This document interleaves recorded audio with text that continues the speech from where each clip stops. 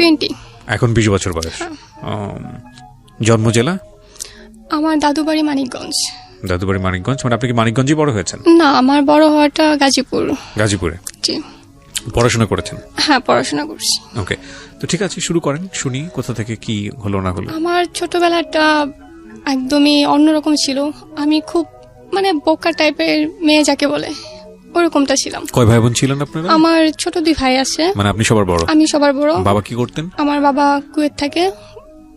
এখনো কি কুয়েত? আমার বাবা এখনো কুয়েত থাকে, গত 22 বছর যাবত কুয়েত আছেন উনি। ও, তার মানে তো আপনি জন্মের পরে বাবাকে সেভাবে দেখিনি বলা না, চলে। সেভাবে আমার বাবাকে কাছে পাইনি, যেটা ছোটবেলা থেকে আমার একটা আক্ষেপ ছিল যে ভালোবাসাটা কম পাইছি। আচ্ছা আচ্ছা। দেন সেখান থেকে আমার ছোটবেলাটা বড় হওয়া আমার নানু বাড়িতে। আচ্ছা। আমি 5 বছর অবধি নানু বাড়িতে ছিলাম। তারপর দাদু বাড়িতে নিয়ে এসে আমার স্কুলে ভর্তি করে। সেখান থেকে স্টুডেন্ট হিসেবে খুব ভালো ছিলাম, অত্যন্ত ভালো স্টুডেন্ট ছিলাম। কিন্তু আমার আব্বু আর আম্মুর মধ্যে ঝামেলা করতো আমার দাদু, যার জন্য স্কুলে পড়াটা হইতেও কিন্তু আবার মাঝে মাঝে গ্যাপ পড়ে যেত। ঝগড়া হওয়ার জন্য চলে যেতে হতো নানুর বাড়িতে। একবার টোটালি সব কিছু নিয়ে সেটেল হলাম নানু বাড়িতে। দেন আব্বু যখন বাংলাদেশে আসলো, তার আগেই কিছু কথা বলল।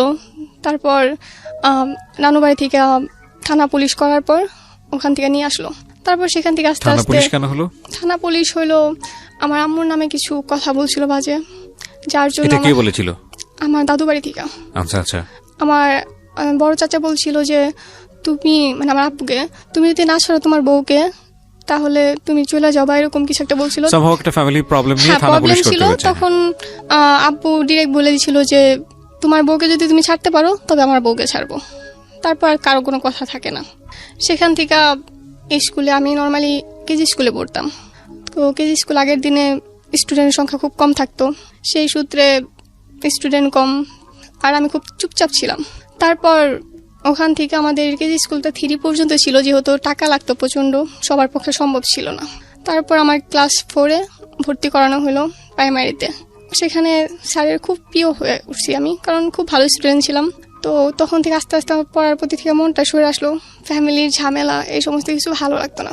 তারপর ওখান থেকে একটা ছেলে আমায় খুব ডিস্টার্ব করতো আমার এলাকার। আমি যখন ক্লাস 4-এ পড়ি, প্রেম কি ভালোবাসা কি বুঝি না, বুঝার বয়সও না অ্যাকচুয়ালি। আমি হাফ প্যান্ট পরে দৌড়াই, তখন আমি গায়ে জামাও পরি না, এতটাই ছোট। তখন নর্মালি নিছি আমি। আমার আম্মা ওই ছেলেটাকে জামাই বলে ডাকতো সবসময়, কারণ আমি ছোট, ওইভাবে নেয়নি। কিন্তু ছেলেটা সত্যি সত্যি আমায় খুব পছন্দ করতো, এতটাই পছন্দ করতো যার জন্য আমাদের ওখান থেকে চলে আসতে হয়। আমাদের গাজীপুর আগে থেকে বাড়ি ছিল, কিন্তু এখানে আমরা সেটেল ছিলাম না। তারপর গাজীপুরে এসে সেটেল হলাম। এখানে এসে সেটেল হওয়ার পর আমার নতুন করে ভর্তি করলো। এখানে ভর্তি হওয়ার পর যেটা হলো, কোনো ফ্রেন্ড নাই, আমি চুপচাপ, মানুষের কাছে সবাই কম আসে খুব। দেন আমি একাই থাকলাম স্কুলে। এটা কোন ক্লাসে? এটা তখন ক্লাস 8-এ। ক্লাস 8, ওকে। তারপর 3 মাস পর একটা মেয়ের সাথে আমার আলাপ হলো, ওর নাম তানিয়া। ওর সাথে আমার এত ভালো ফ্রেন্ডশিপ হইলো, মানে একজন আরেকজনের সাথে থাকতে পারি না। আমার আম্মা ওকে আমার বর বলতো, মানে ও যা বলতো আমি তাই শুনতাম। ও বিবাহিত ছিল। ওকে। আমাদের এলাকা আর ওদের এলাকা পাশাপাশি ছিল। তারপর ওখান থেকে আস্তে আস্তে আমাদের বন্ডিংটা ভালো হলো। কিন্তু ও একটু অন্যরকম ছিল, একটু না অনেকটাই। ও অন্যকে টাকা খাওয়া পছন্দ করতো। ও আমার সাথে আসতে যাইতো, কখনো ভাড়া নিতাম না। দেন আমরা এইভাবে আস্তে আস্তে কিছু বছর কাটাই। কিন্তু এর মাঝে আমরা এই এফএমটা খুব শুনতাম, মানে আমি প্রচন্ড ফ্যান ছিলাম। আমার এমন অবস্থা ছিল, এটা না আসলে আমার ভালো লাগতো না। আচ্ছা। ঘুমাইতে পারতাম না, মানে বুধবার মানে আমার এফএম শুনতে হবে, এরকম একটা ব্যাপার ছিল। তো আমার থেকে ওরও নেশা হয়ে গেল। তানিয়ার নেশা হয়ে গেল। কিন্তু ও কখনো রাত জাগতো না, ও প্রচন্ড প্রেম করতো। বিবাহিত থাকা অবস্থায় প্রেম করতো। ওর বর থাকতো ঢাকা, ও থাকতো গাজীপুর। ওকে, ঠিক আছে, অন্য সম্পর্কে খারাপ কিছু না বলি। হ্যাঁ। দেন ও ক্লাসে, মানে ক্লাসটা মিস দিয়ে আসে না, চুরি করে সে ক্লাসে শুনতো। আমি রেকর্ড করে রাখতাম, ও সকালে শুনে নিত। আচ্ছা। তারপর এইভাবে আমাদের চলতে থাকে দিন। এর মাঝে একদিন দেখা হয়, শুরুর দিকেই একটা ছেলের সাথে দেখা হয় ওর এলাকার। ও বলে যে এই ছেলেটা বিয়ে করছে কিছুদিন আগে। তখন মাত্র 13 দিন হয়েছে বিয়ে করছে। আমি বললাম এতটুকু ছেলের বয়স কত বিয়ে করছে। পরে আমি ব্যাপারটা ওখানে ছেড়ে দিই, আমার ওটা না কোনো মাথা ব্যথা ছিল না। আমি তখনও চুপচাপই, আমি তেমন কিছু বলতাম না। দেন আমি যখন 9 উঠলাম, আমার ক্লাসে একটা স্যার ছিল, উনি আমায় পছন্দ করতো, মানে এতটাই পছন্দ করতো যা বলার বাহিরে।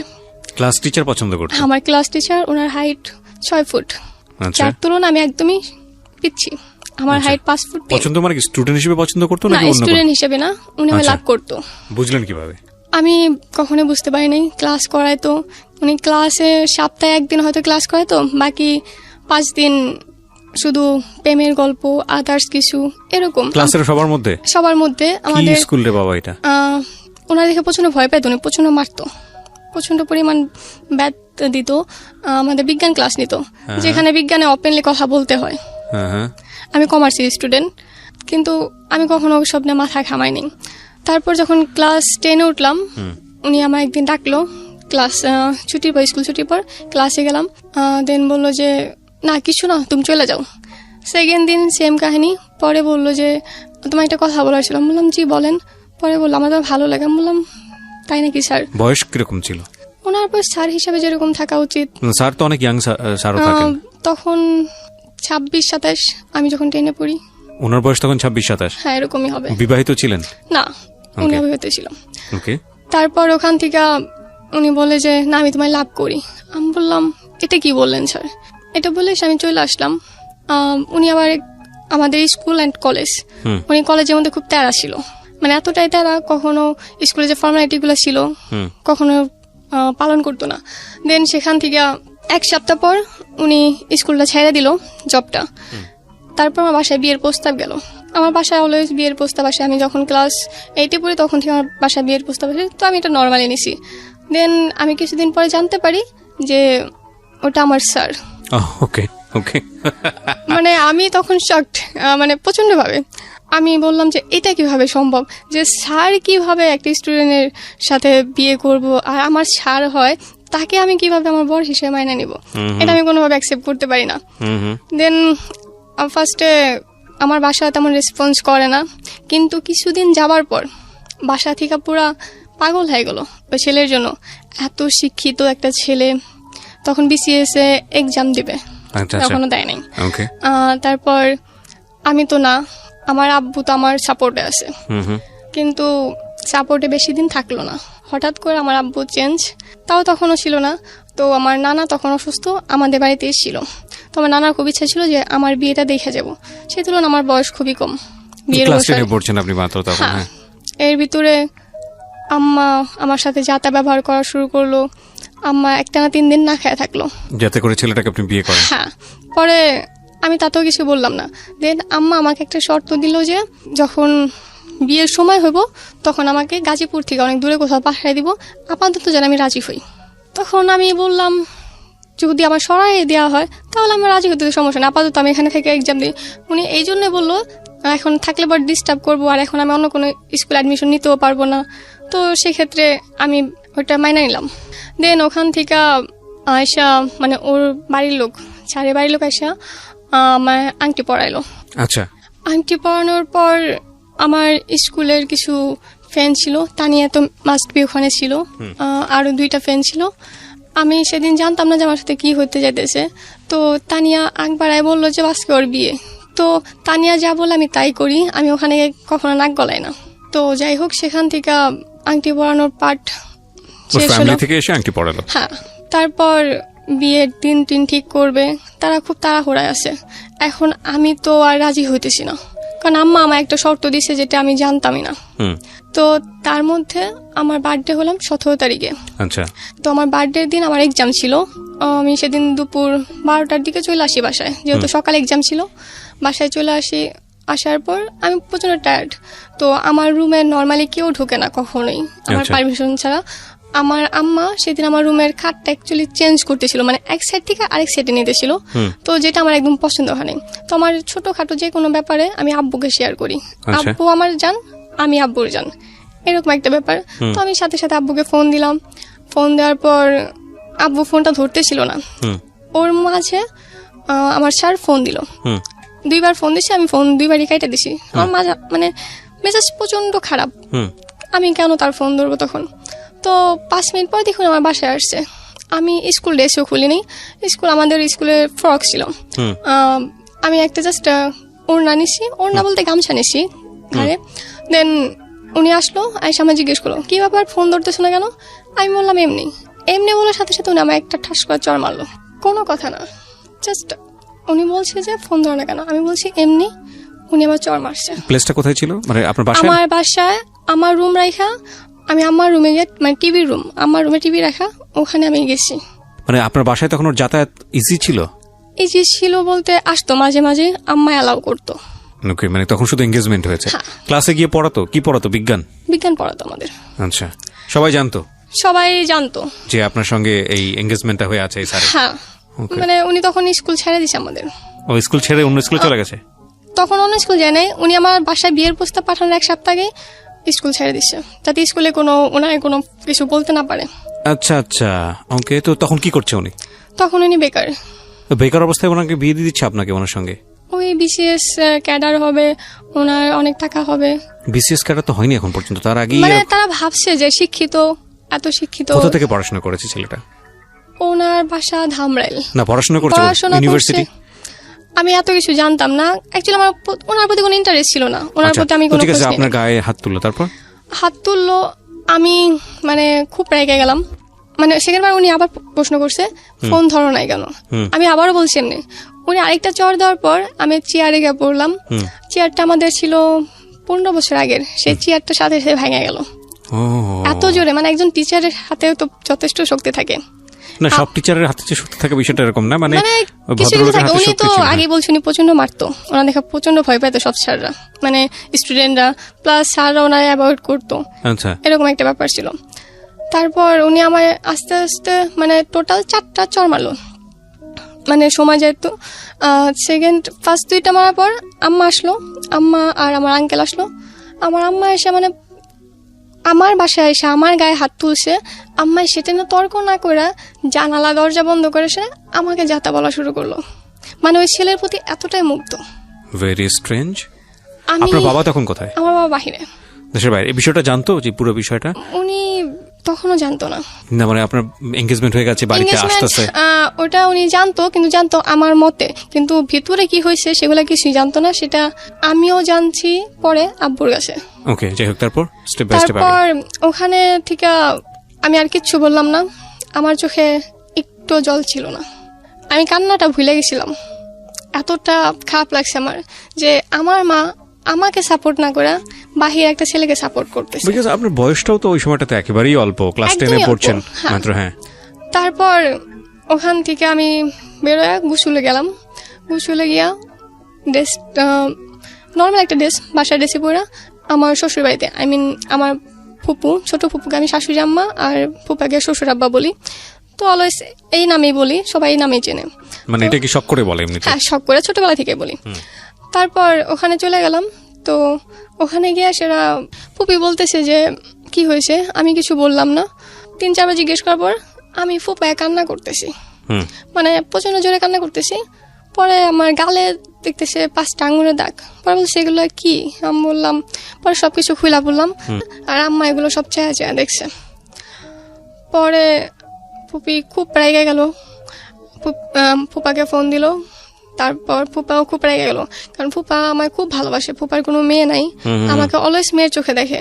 ইনফ্যাক্ট মানে উনি আমায় এত আদর করে যা হয়তো নিজের সন্তানকেও করে না। দেন আব্বুকে ফোন দিল। আব্বু তখন সন্ধ্যা, আব্বুকে ফোন দেওয়ার পর আব্বু তো খুব চেতে গেল। আব্বু একটা কথা বললো, আমার মেয়েকে আমি কোনদিন ফুলের টোকা দেয়নি।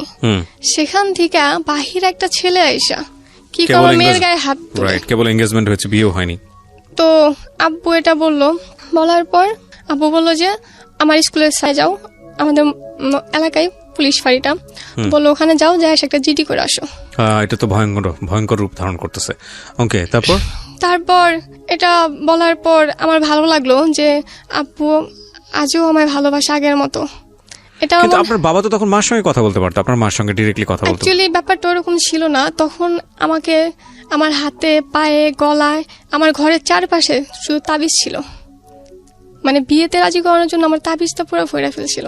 মানে আমি যত আমি এসব অন্ধবিশ্বাসে কখনো বিশ্বাস করতাম না, ইনফ্যাক্ট আজও করি না। তো সেখান থেকে আমায় বলা হলো যে তুমি যাও ফুপিকে নিয়ে গিয়া যেটি করে আসো। তো ভালো, সন্ধ্যার পরে ফুপি বললো যে একটা তো সমাধান হয়েছে, তাহলে এখন যা গিয়া কেক নিয়ে আয়। প্রতি বছর আমার বার্থডেটা খুব বড় করে করা হয়।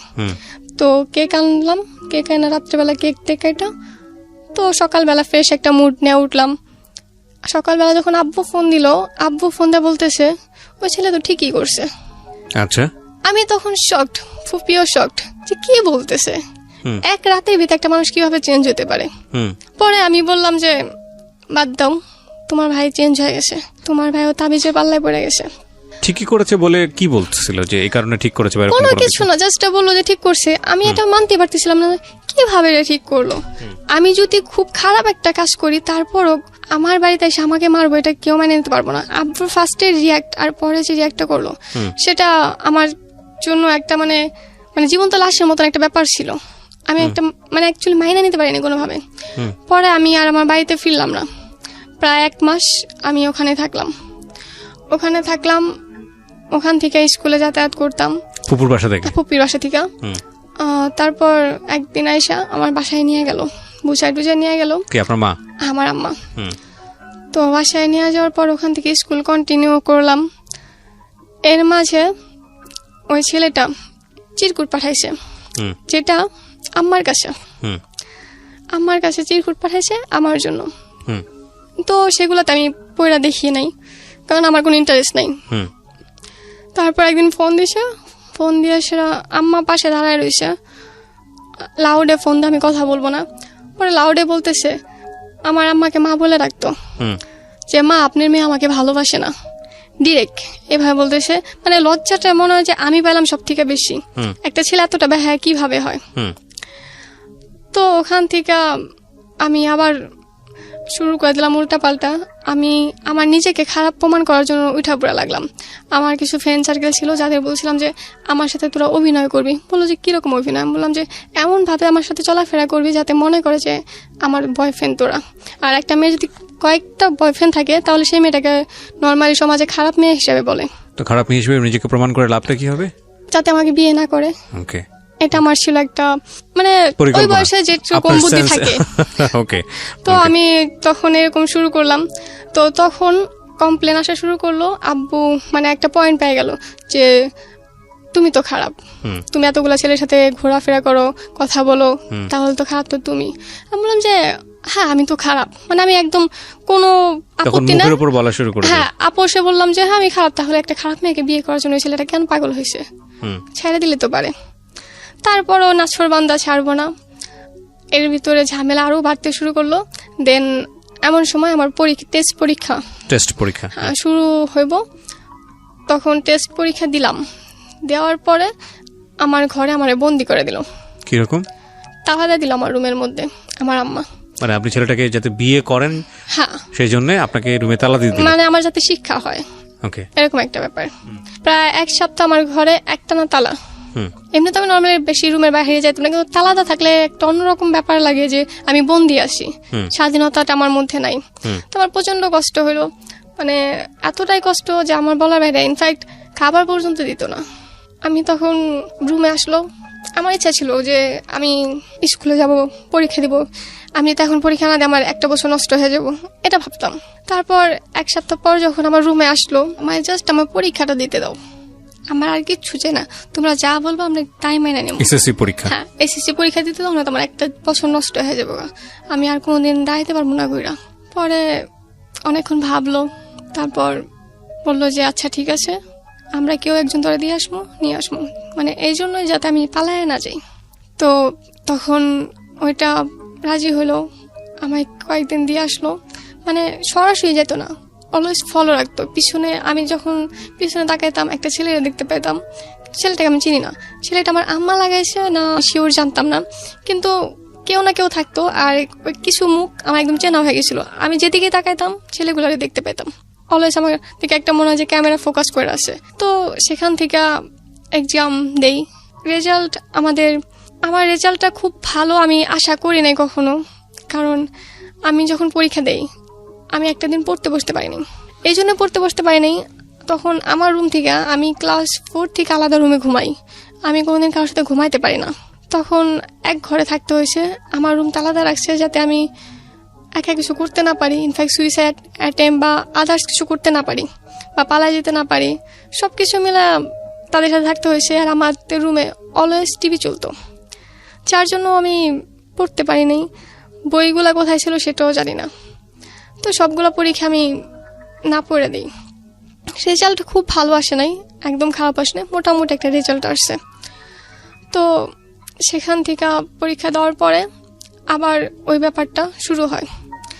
তখন পরীক্ষা শেষ করে আমি ডিরেক্ট বাসায় না গিয়া আমার আন্টির বাসা চলে আসি। আমার আন্টির বাসা ঢাকা যাত্রাবাড়ি। তো বাসি উঠে বাড়ি থেকে পালালেন আপনি? হ্যাঁ, পালালাম।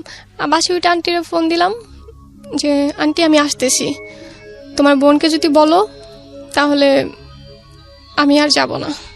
পরে আন্টি তো আমার জেদ হিসাবে খুব, মানে আমি কেমন জেদ দিমে সেটা জানে, সেজন্য বললো যে কোথাও যাইতে হবে না, আমার কাছে চলে আয়।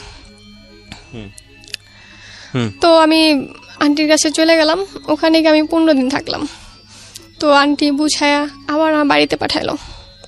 কিন্তু বাড়িতে আসার পর যেটা হয় নর্মালি সবসময় একই রকম, ওনারা আমার সাথে আবার সেম কাহিনী নিয়ে আসেরা। তো আমার একদম বিরক্ত লাগে গেল। পরে আমি বললাম যে এই সমস্ত বাদ দাও, হয়তো আমি ভুলভাল কিছু করে ফেলবো। তাও তারা শুনলো না। দেন আমার প্রতি এতটা প্রেশার ক্রিয়েট করলো, যার জন্য আমি সুইসাইডটা মানে একদম ফিক্সড করে নিলাম যে এটা আমার করতে হবে। মানে আমার জীবনটা একদম অন্ধকার মনে হয়েছে, আমি আদার্স কিছু ভাবতে পারতেছিলাম না। মনে হতো যে এটা কোনো জীবন না, বাবা মা এরকম হয় নাকি, যারা আমি সব থেকে বেশি ভালোবাসতাম সে আমার সাথে এরকমটা কিভাবে করলো। মানে সম্পূর্ণ ডিপ্রেশনে চলে গেছি আমি। তারপর সেখান থেকে আস্তে আস্তে কিভাবে যেন মানে আমার এরকম ছোড়াছড়িতে বাসা থেকে না করছে না কি জানি না। তারপর দেখলাম ব্যাপারটা একটু ধামাচাপা পড়ছে। এর মধ্যে কলেজে ভর্তি হওয়ার সময় হয়ে গেল।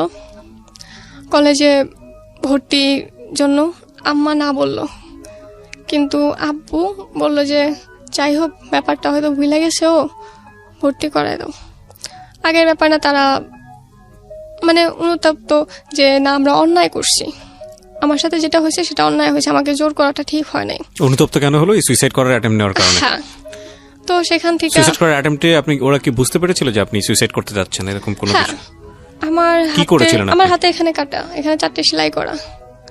দেন আমি হাত কাটা, তারপর যেটা বলে বিষ খাওয়া, ওরকম মানে আমি প্রচন্ড মানে দাগের মতন হয়ে গেছিল। আমি করতাম কি বলে ঘুমের ট্যাবলেট খাইতাম।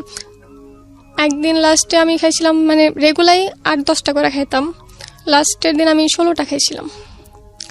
তখন মানে আস্তে আস্তে আমার ব্যাপারটা খুব বাজে হয়ে গেছিলো। মানে এতটা খারাপ অবস্থা দেখা মা বাবা তো হাজার হোক হয়তো একটা অন্য কিছুর ভিতরে চলে গেছিল, কোন একটা লোভে বা যাই হোক, শিক্ষিত ছেলে শেষ পর্যন্ত ওখান থেকে ফিরে এসছে যে না ঠিক আছে বিয়ে না করলেও চলবে। হ্যাঁ, ওকে। দেন কলেজে ভর্তি করানোর পারমিশনটা আব্বু নিজে থেকে দিল। কলেজে ভর্তি হলাম, গাজীপুরেই হলাম। ওখান থেকে আমি তখন মাত্র একটা খারাপ সময় থেকে বের হয়েছি, এমনি তো চুপচাপ। তারপর ওখান থেকে আমার ফ্রেন্ডরা আমাকে চুপচাপ বলা শুরু করলো, আর আমি অলওয়েজ মুখ পায়ে থেকে ক্লাস করতাম। ফার্স্টের 3 মাস আমার ফেস কেউ কখনো দেখে নাই, না কোনো ফ্রেন্ড না কোনো স্যার। তারপরও খাওয়া দাওয়াটা আমি করতাম না কলেজে, ফেস বের করতে হবে দেখা।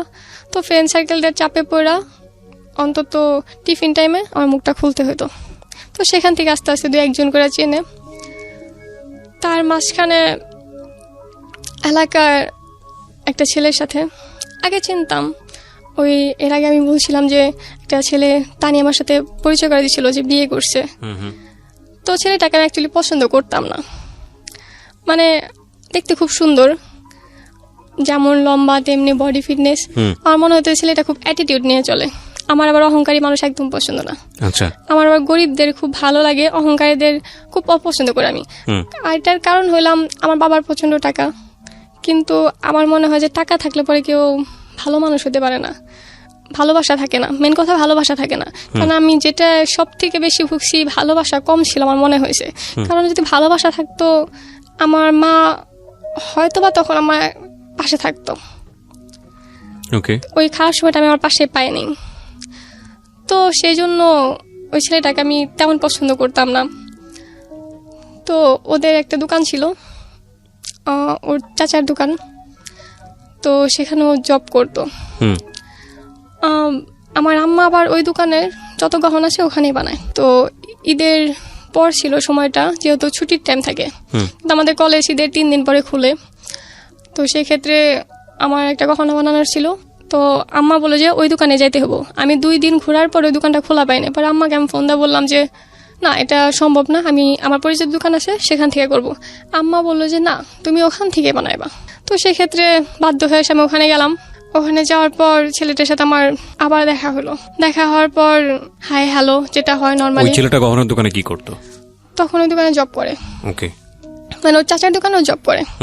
আমি অর্ডার দিয়ে আসলাম, পরে দোকানের রুলস যেটা নাম্বার দিতে হয়, হয়ে গেলে পরে ফোন দিব। তো আমার ফোনে একটা সিস্টেম ছিল যেটা আমার ফোনে যে কটা নাম্বার সেভ করা শুধু ওখান থেকে কল আসবে, তার বাইরে কোনো নাম্বারে কল আসবে না। তো ছেলেটাকে আমি বলছি যে ভাইয়া আপনার নাম্বারটা দেন, সেভ না করলে আমার ফোনে কল আসবে না। তো উনি একটু অন্যরকম ভাবে নিছে, একটা মেয়ে আমার নাম্বার চাইছে, মানে ব্যাপারটা একটু অন্যভাবে নিয়ে নিছে। পরে উনি অন্য নাম্বার থেকেও ট্রাই করছে যে আসলে সত্যি বললো না মিথ্যা। তো ট্রাই করে দেখে যে না, আমি সত্যি বলছি। তারপর নেক্সট টাইমে যখন আনতে গেলাম তখন উনি আমার ফেসবুক নাম্বারটা মানে অ্যাকাউন্টটা রেখে দিল। ফেসবুকে আমাদের আস্তে আস্তে ফ্রেন্ডশিপ হয়। যে ছেলেটাকে আমি সবচেয়ে ফেসবুক অ্যাকাউন্ট আপনি কেন দিলেন? আপনি এতটা কনজারভেটিভ ভাবে চলেন। আমি পছন্দ করতাম না, তারপরও কেন জানি না হঠাৎ করে তার জন্য আমার একটা অন্যরকম ফিল আসলো। ওকে। তো ফেসবুক অ্যাকাউন্টটা যাওয়ার পর দিয়ে দিলাম। আস্তে আস্তে হাই হ্যালো থেকে খুব ভালো ফ্রেন্ডশিপ হলো। তারপর ফোন নাম্বার নিল।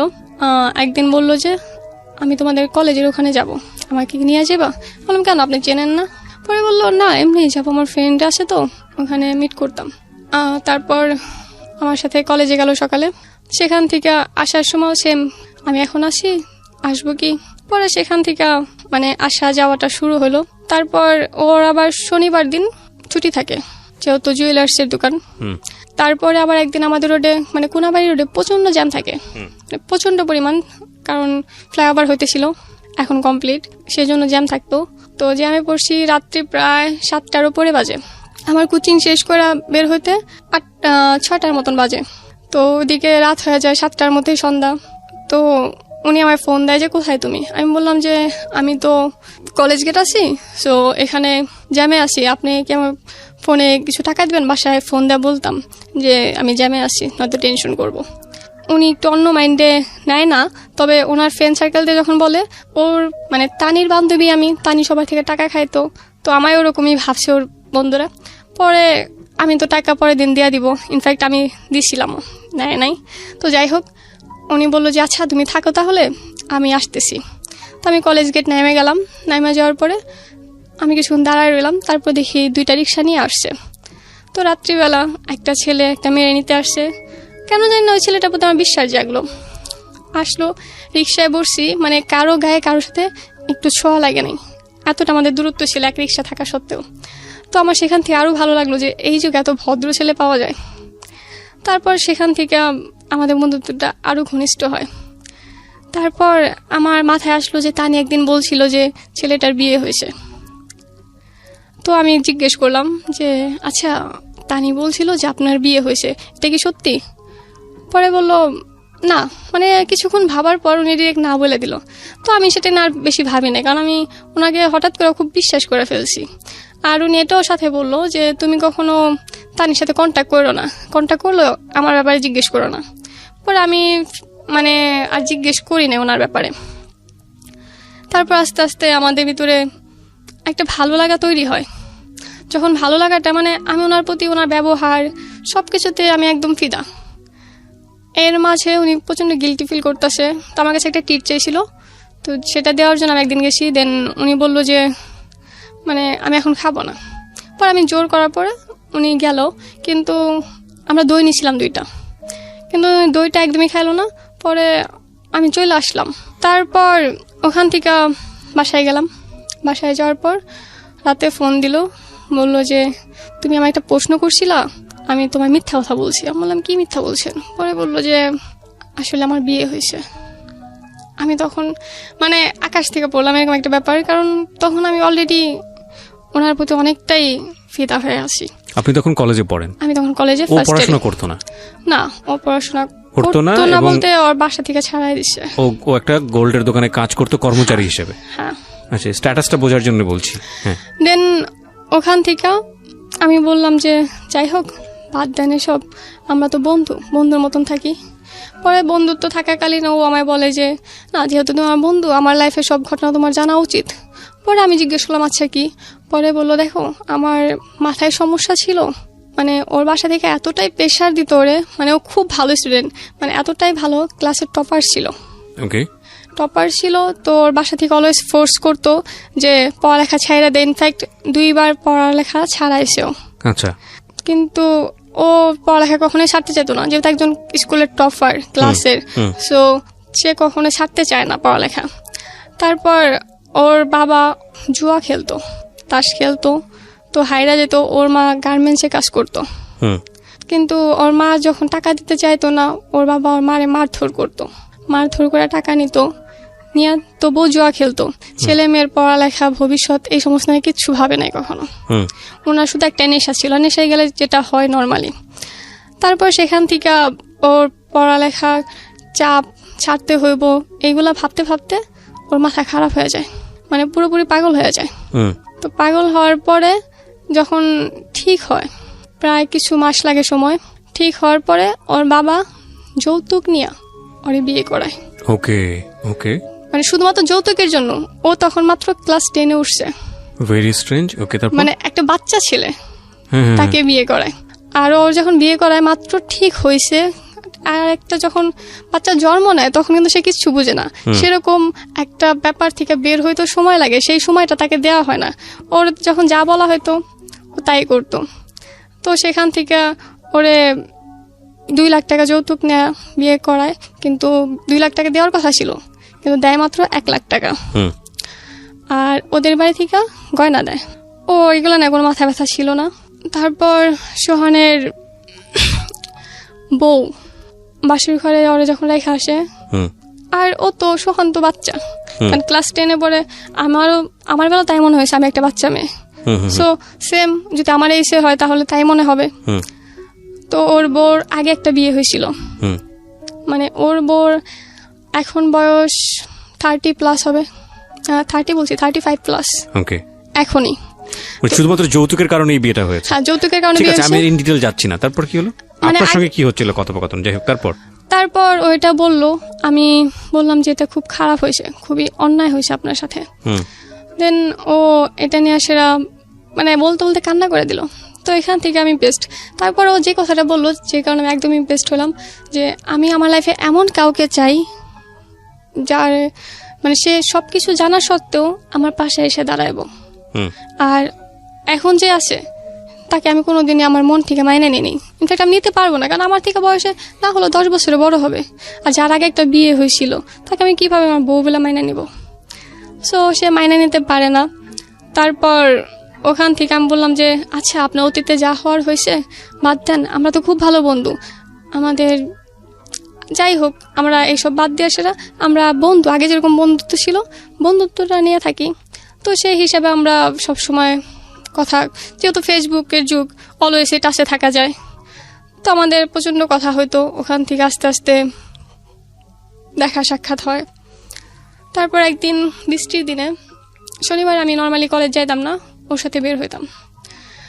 বৃষ্টির দিনে বের হই, অ্যাকচুয়ালি আমরা বের হলে বৃষ্টি হইতো, মানে আমরা যেদিনই বের হইতাম প্রচণ্ড রোদ, মানে এতটা রোদ মনে হয় যে রোদে মাথা ফাইটে যাব, কিন্তু বের হলে পরে একসাথে হলে বৃষ্টি হইতো। তো সেদিনও তার ব্যতিক্রম হলো না, বৃষ্টি। তো বাস থেকে নাইমা অর্ধেক রাস্তা আসার পর এত বৃষ্টি হয়েছে যে বাস যাইতে পারবো না। তারপর আমরা নামলাম বৃষ্টিতে ভিজাই। তারপর সেখান থেকে একটা চায়ের দোকানে ঢুকলাম। আমি 1 কাপ চা খাইতে খাইতে ওর 2 কাপ চা খাওয়া শেষ। তো সুন্দর, মানে আগেও আসছি, কখন এত সুন্দর লাগে নাই। তখন খুব সুন্দর লাগলো। ও কয়েকটা সেলফি নিল দাঁড়ায়, আমি অবাক চোখে দেখলাম। তখন আমরা শুধু ফ্রেন্ড।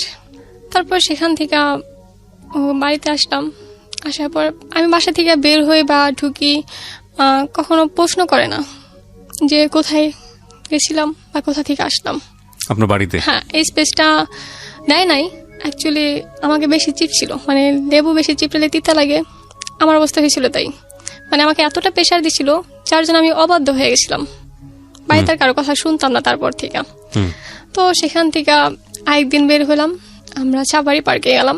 তো সেম কাহিনী, আমরা বের হলে বৃষ্টি হয়, সেদিনও বৃষ্টি। তো আমরা হলো সিএনজিতে আসতাম। তো সেদিন আমাদের আসতে প্রায় 2 থেকে 2.5 ঘন্টা সময় লাগে। ও 2.5 ঘন্টা পরেই শুধু ভাবলো, মানে কিছু একটা বলতে চাইতেছে কিন্তু বলতে পারতেছে না। তো সিএনজি থেকে নামার সময় আমার হাতটা নিয়ে একটা সফট কিস করা চলে গেল। সেই কিসটা আমার কাছে এত ভালো লাগলো, মানে একটা ছেলে আমার হাত ধরতে, একটা মেয়ের হাত ধরতে এতটা সময় নেয়, এটা আমি কখনো ভাবতে পারিনি। তো সেখান থেকে আমার ভাবনাটা শুরু, মানে সেখান থেকে আমি আর শুধু ফ্রেন্ড হিসাবে নিতে পারলাম না, আরও তো সবসময় চাইতো যে ওর লাইফে এমন কেউ আসুক যে ওর জীবনটা একদম বদলায় দেখ। তো সেখান থেকে আমাদের আস্তে আস্তে কথাবার্তা শুরু হয়, কিন্তু আমাদের রিলেশনে কখনো প্রপোজটা ছিল না। আচ্ছা, একটা রিলেশন, শুধু একটা রিলেশন, কিন্তু কোনো প্রপোজ নাই।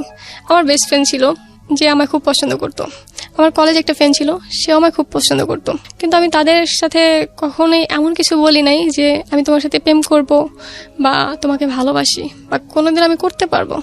কিন্তু তারা আমায় শুধু শুধু ভুল বুঝলো, আমি তার সাথে অ্যাকচুয়ালি কন্ট্যাক্ট বাদতে দিলাম। তো আমার একমাত্র কথা বলার মানুষ সে, অলওয়েজ তার সাথে আমি কন্ট্যাক্টে থাকতাম। আমার ফ্যামিলির কোনো প্রোগ্রামে কোথাও যাব, সেটাও আমি তার থেকে পারমিশন নিতাম। মানে আমাদের সম্পর্কটা এতই ভালো ছিল, আমাদের সম্পর্কের ভিতরে কোনো মিথ্যা ছিল না, যা ছিল সত্যি ছিল। আমরা মানে একে অপরকে খুব ভালোবাসতাম। তো যখন ইন্টার শেষ হয়, তারপরে বেকার, মানে 3 মাস সময়টা কিভাবে কাটবো ভেবে পেতেছিলাম না। তো আমি সেই সময়টা একটা টাইম পাসের সময় খুঁজতেছিলাম, যে একটা জব করব বা কিছু করব, জাস্ট টাইম পাস। তো সেখান থেকে হসপিটালে, কোনো আবার একটা হসপিটালে আমি সিভি জমা দিই। তো সেখানে দূর হয়ে যায়, তারপর ওই মানে আমাদের এলাকায় যেটা, সেখানে ম্যানেজ করে দিল, সেখানে আমার জবটা হইলো। কোনো সিবি বা আদার্স কিছু না, আমি জাস্ট একদিন গেলাম, গিয়া জিএম এর সাথে ডিরেক্ট কথা বললো যে আচ্ছা তুমি চাইলে আজকে থেকে জয়েন করতে পারো, কাল থেকে জয়েন করতে পারো। কিসের জব ছিল এটা? এটা ছিল রিসেপশন প্লাস আমার কাজ শেখা, মানে আমি কোনো টাইপ জানতাম না, আমার একদম নতুন। আমি আপনার এই কাজটা করার প্রয়োজনটা কি ছিল? বাড়িতে তো প্রচুর, জাস্ট টাইম পাস, আর কিছু আপনি পড়াশোনা করতেন ওই সময়টাতে? ওই মানে ইন্টারের পরে যে 3 মাসের গ্যাপটা থাকে রেজাল্ট, ওই সময়টা। আচ্ছা, ওকে। তো সেখান থেকে শুরু হয় যে আস্তে আস্তে আমার ভালো লেগে যায়। তো ওইটা 4 মাসের মতন হয়। 4 মাসখানে একদিন, মানে ওই হসপিটাল থাকাকালীনই আমার ফ্যামিলি থেকে, মানে আমার ফ্যামিলি কখনো চাইতো না যে তুমি কেন জব করবা, তোমার তো কোনো স্বভাব নাই, তোমার বাবা তোমার এত দেয়, তোমার না চাইতে তোমার সবকিছু দেয়, তোমার মান্থলি খরচ তুমি কোনোদিন চায় নাও নাই, তোমার কোনোদিন 10 টাকা 20 টাকা বা 100 টাকা 200 টাকা দেওয়া হয় না, তোমার মান্থলি একটা অ্যামাউন্ট আছে, সেটা তোমার সে দেওয়া হয়। প্রত্যেক মাসে আমার একটা বেশ বড় একটা বাজেট থাকে, সেটা আমার দেওয়া হয়, তাহলে তোমার কেন এত জব করতে হবো? তো আমি তাদের বুঝাইতে পারতাম না, আর অ্যাকচুয়ালি তাদের বোঝানোর চেষ্টা করলাম, কারণ সেখান থেকে তাদের প্রতি আমার একটা ঘৃণা আসছিল, মানে আমার খারাপ সময়টা তার পাশে ছিল না। তো যাই হোক, তর্ক বিতর্ক, সেখান থেকে আমার বিয়ের জন্য প্রচন্ড ফোর্স করে। আবার তো একটা ছেলে সাউথ আফ্রিকা সেটেল, তার সাথে আমার বিয়েটা মোটামুটি ঠিক করে ফেলে, আবার সে আমায় নিয়ে যাবো। তা আমি আমার কথা ছিল যে আমি এই দেশের মেয়ে, আমি কেন অন্য দেশে গিয়ে থাকবো? পরে বলো যে তুমি যে লেভেলের, তোমার বাবা মা হিসেবে আমরা চাবো যে তোমার আমাদের যে লেভেলটা আছে তার থেকেও ভালো লেভেলের দিতে, কিন্তু আমাদের থেকে নিচে কোনো লেভেলে দিতে পারি না। আমি বললাম যে সেই ছেলেটা হয়তো মান্থলি 5 লাখ টাকা বেতন থাকতে পারে, কিন্তু সেখানে সুখটা কি আছে? আমি এটা বলছি, কিন্তু তারা আমার কথা শুনে না, এতটাই ফোর্স করে, যার জন্য আমি ওরে বলতে বাধ্য হই যে আমরা বিয়ে করব। আমি ফার্স্টে প্রপোজটা করি। ও ভাবে যে আমার ঘরে একজন আসে, যেভাবেই হোক, আমার অমতে হোক বা যেমনি হোক, আসে। তো ও ফার্স্টে কিছু বলে না, পরে আমি খুব রাগ করি। পরেও কিছুদিন ভাইবা বলে যে ঠিক আছে, পরে বলে যে আচ্ছা আমরা পরে করলে পারি না? আমি বললাম হ্যাঁ পরে করলে পারা যায়, কিন্তু আমি একটা সাহস পাবো যে আমি এই সমস্ত করতেছি, আমার একটা কারণ আছে, একটা ভরসা আছে। পরে ও রাজি হয়। এদিকে আমি পুলিশে যাওয়ার জন্য প্রিপেয়ার নিতেছিলাম, কারণ আমার ছোটবেলা থেকে স্বপ্ন ছিল যে আমি পুলিশ হব। তো বাসা থেকেও দেখে কয়েক জায়গায়, তো খুশ লাগবো, সেটা আমার ফ্যামিলিতে কোনো ফ্যাক্ট না। বর্তমানে সব জবে ঘুষ লাগে, তো আমি চাইতাম যে ঘুষ ছাড়া জব নিতে। তো আমার একটা ফ্রেন্ড আছে যে পুলিশ, ওর বাসা সিলেট, তো ওর মাধ্যমেই ও বলে যে আমার বাবা করতে পারবো সব। আমি বললাম যে আমি কিন্তু ঘুষ দেবো না, আমি পারবো কিন্তু আমি দেবো না। পরে বলে তোর কিচ্ছু লাগবে না, তুই শুধু আয়। পরে আমি সেই লক্ষ্যে ছিলাম। আমাদের প্ল্যান ছিল যে ওখান থেকে যাব, আমরা একটা টাকা মানে ভালো একটা অ্যামাউন্ট আর্ন করার পর ওর লিগালি ডিভোর্স দিয়ে দিব, তারপর আমরা বিয়ে করব। কিন্তু আমার ফ্যামিলি প্রেশারের জন্য সেটা হয়ে উঠলো না, যার জন্য আমরা লুকায় বিয়ে করতে বাধ্য হলাম। তো বিয়ে করলাম। বিয়ের পর লুকায় বিয়ে করলেন বলতে আমি লুকায় বিয়ের ঘটনাটা একটু জানতে চাই। লুকায় বিয়ে বলতে আমি শুধুমাত্র বিয়ে করে সেটা ও যেন কারো না হয়, আর আমি যেন কখনো অন্য কারো দিকে যাইতে না পারি, আমার যেন কখনো অন্য কারো প্রতি উইক হইতে না হয়, মানে নিজের মধ্যে একটা বাধা সৃষ্টি সেটা করে নিলাম আর কি, কাউকে না জানায়। তো আমাদের প্রথম সপ্তাহে ফিক্সড ছিল, যেটা আমাদের হয় নাই। আমাদের যে সাক্ষী ছিল 2 জন, তারা আমার বাবার ভয় লুকায় যায়, মানে পালায় যায় ওখান থেকে, বলে যে না সমস্যা হবে যদি কিছু করে বসে আমার বাবা। আপনি যেই এফিডেভিটটা করেছেন কোর্টে গিয়ে, বা যেই আপনার যে বিয়েটা, সেখানেও তো ওনার ফার্স্ট ওয়াইফের কথা লেখা নাই। না, সেখানেও লেখা নাই উল্লেখ, কারণ সে তো এখানে ছিল না। তখন তো সে তার ওয়াইফকে ডিভোর্স দেয়নি যখন আপনাকে সে দেয় বিয়ে নাই। হ্যাঁ, সেটাও দেয় নাই। এটা শুধুমাত্র এই জন্য করা হয়েছিল কারণ ও কখনোই পারমিশন দিব না, ওরা কখনোই ছাড়বো না। আবার এদিকে আমরা লিগেলি আমার ফ্যামিলিকে জানাই করতে চাইছি, কিন্তু এটা আপাতত করে রাখতে চাইছি যাতে নিজেদের ভিতরে একটা সাহস থাকে। সেই জন্য নিজেদের ভিতর সাহস বলতে আমি যেন বলতে পারি যে আমি কারো বউ। আমি মেন্টালিটির কোনো ব্যাখ্যা পাই না। এটা আপনি ফার্স্ট টাইম না, এরকম অনেক টিনেজার, তখন তো আপনি টিনেজার না বলা চলে, 18 বছর বয়স, তখন টিনেজারই বলা চলে, যারা এখানে আসে এবং এসছে এই একটা জায়গা থেকে তারা বলে যে সে আমি তো কারো ওয়াইফ, সে তো আমার হাজবেন্ড। বাট এটা কি এনসিউরিটি দেয়, এটা কি দেয় আসলে? ব্যাখ্যা আমার কাছেও নাই এটা। বাট এটা যে একটা কত বড় সিদ্ধান্ত, এটা কি জানেন? হ্যাঁ, এটা তখন যায় নাই, তবে এখন বুঝতে পারতেছি। আচ্ছা, গো ফার্স্ট, আমরা একটু সামনের দিকে আগাই। তারপর আমার যেদিন বিয়ে হয় সেদিন আমার প্রচন্ড জ্বর ছিল।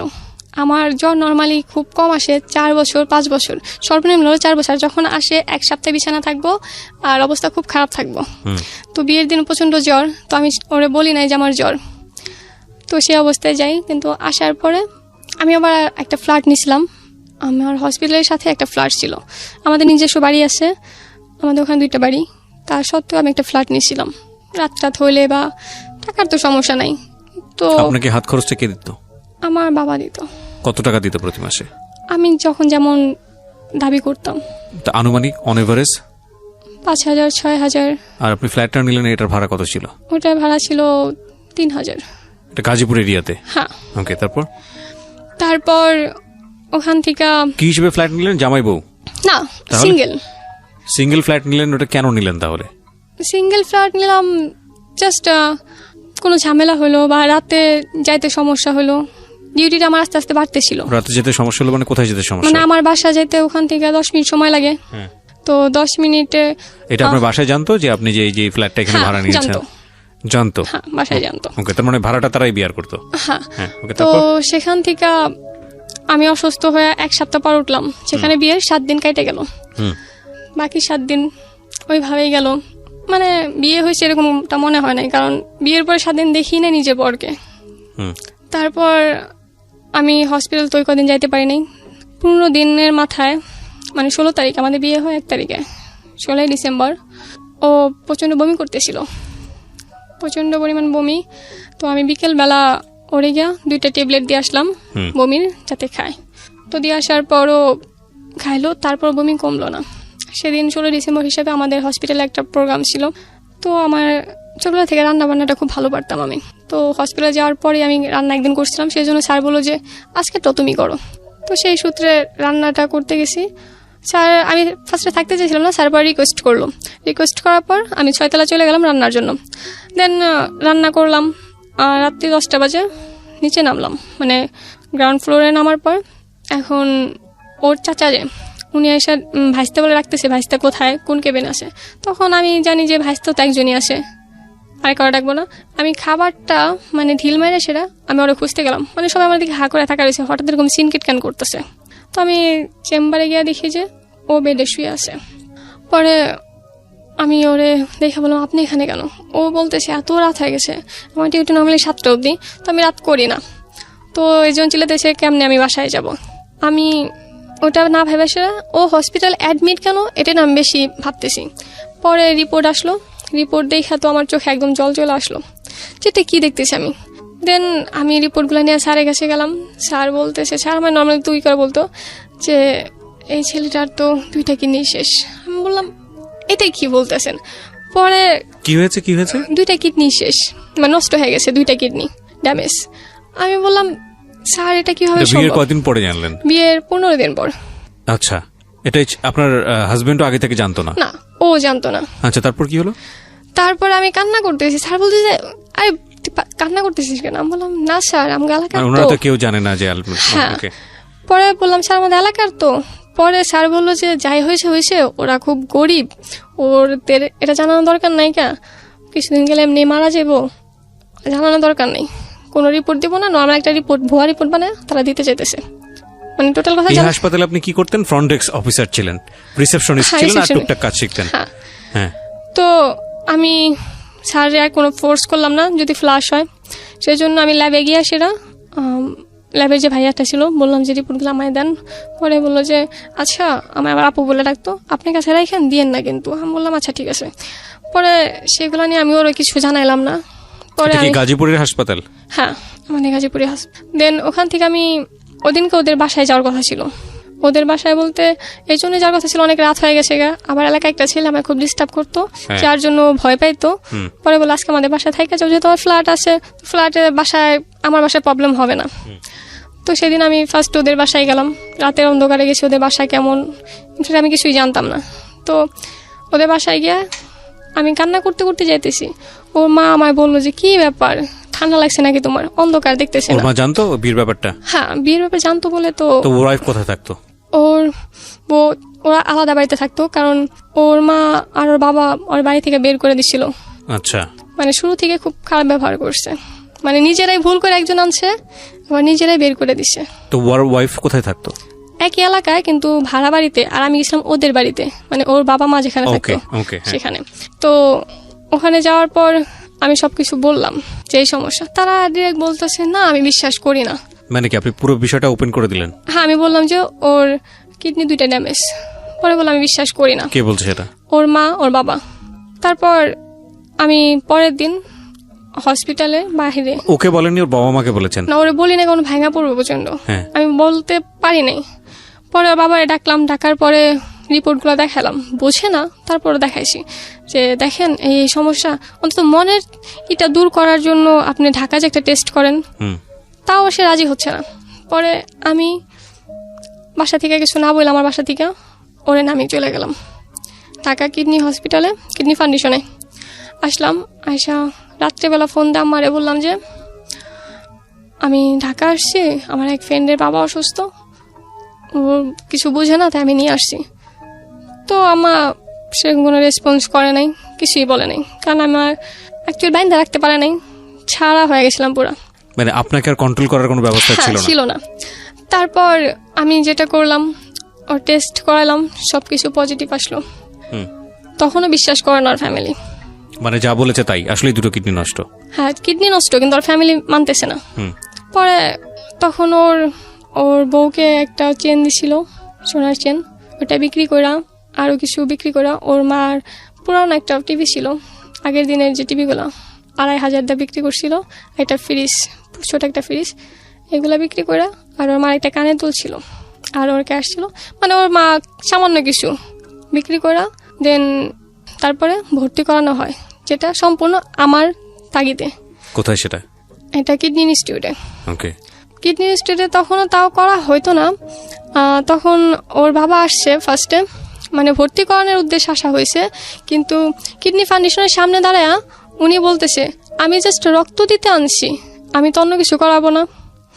তখন ও চেতা যেয়ে বলছে, মানে একটু খারাপ ব্যবহারই করছে, যে রক্ত দিতে আনছো, রক্ত তুমি বললা ভর্তি করবা, তাহলে এখন রক্ত দিতে আনছি এটা কেন বলো, যেখানে ওরা যদি এমনি রক্ত দেওয়া হয় ও মারা যাবে ডিরেক্ট, এটা জানা সত্ত্বেও সে ওখানে করতেছে।